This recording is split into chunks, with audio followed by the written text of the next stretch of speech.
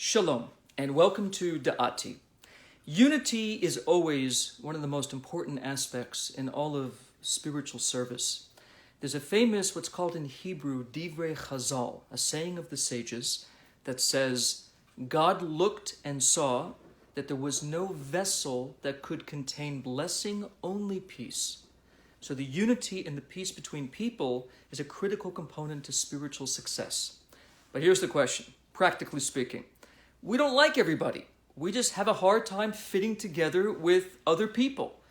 We're culturally, educationally, genetically dissimilar sometimes. So how do you make good? How do you connect to people that are not of your ilk, of your way? How do we end that squalor, that fighting that takes place between people when we have so much not in common? So the answer is a very, very simple and beautiful teaching in the writings of Kabbalah that says, Hitkalalut, inter-inclusion.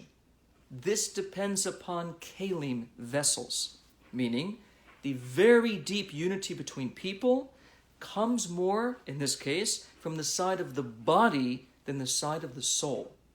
That's right. I'm going to shake up the paradigm a little bit here.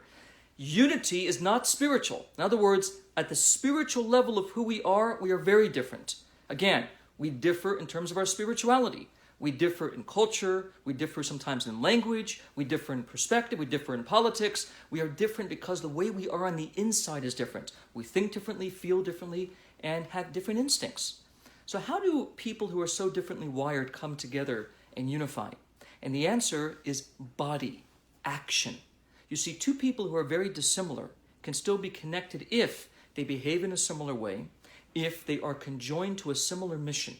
As an example, if you and I are dissimilar from each other on many levels, but we both believe in the virtue of charity, and you and I come together for a charitable cause, that's a unity. If two people differ, but they come together for a common interest, that's unity.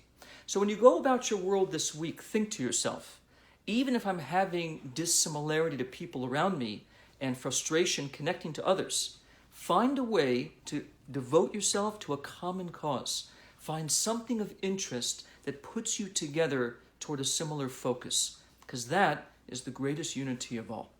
Be blessed, and I'll see you again next time.